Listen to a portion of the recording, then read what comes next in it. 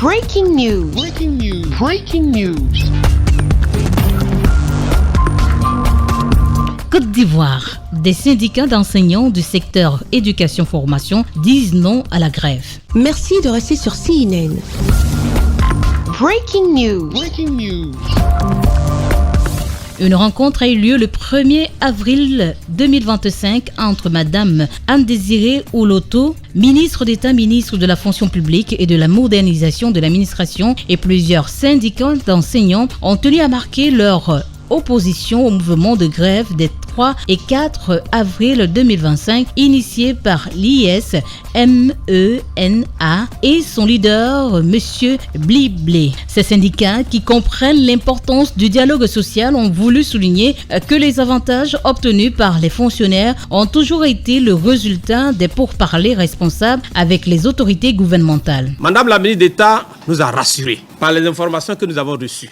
Elle nous a d'abord dit que désormais, la loi a institué un cadre réglementaire, légal, qui autorise les fonctionnaires et agents de l'État de Côte d'Ivoire à bénéficier d'indemnités, de primes, d'accessoires de salaire.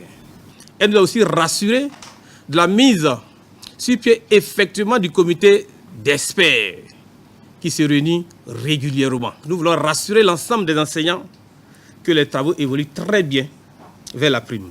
Nous voudrions encore les inviter à la sérénité et à être présents dans les lycées, dans les collèges, dans les centres de formation professionnelle, dans les écoles primaires et maternelles pour s'occuper de leurs tâches pédagogiques. Madame la ministre d'État, ministre de la fonction publique et de la modernisation de l'administration, Anne-Désirée Oloto, a félicité ces syndicats pour leur sens des responsabilités et a souligné les progrès sociaux significatifs réalisés ces dernières années, principalement grâce à la conclusion de la seconde trêve sociale en 2022. Il n'y a que dans le dialogue et pas le dialogue qu'on arrive intelligemment non seulement à préserver la paix sociale, la quiétude des populations, mais à atteindre nos objectifs réciproques. Octobre 2024, nous avons commencé à enregistrer les rapports des différents comités sectoriels pour nous présenter l'ensemble des revendications sectorielles.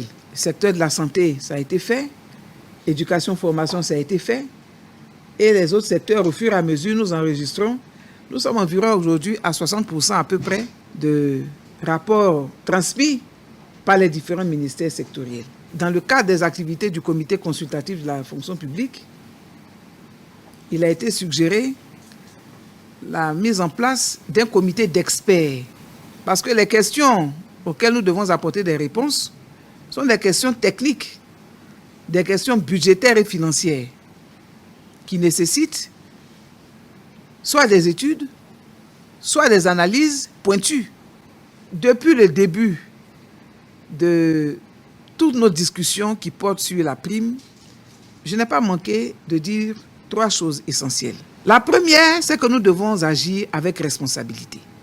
Deuxièmement, la confiance. Troisièmement, la loyauté vis-à-vis de la nation.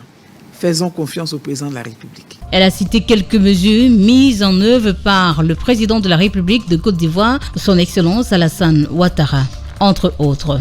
La prime ado, l'extension de l'indemnité contributive au logement à tous les fonctionnaires, la revalorisation de la prime de transport, le doublement de la location familiale. Elle a insisté sur le fait que ces avancées ont été obtenues sans pression ni grève, illustrant l'efficacité du dialogue social. Au cours de la deuxième semaine de mai 2025, le gouvernement et les syndicats du secteur éducation-formation continueront leurs pourparlers et négociations concernant l'attribution des primes. Merci d'être sur CNN, la télévision autrement. Les programmes se poursuivent. Retrouvez toute l'actualité afro-mondiale en ligne et en multidiffusion sur CNN, C-Web Info et plateformes digitales, Facebook, YouTube, Instagram et en simultané sur Radio Voltage 2.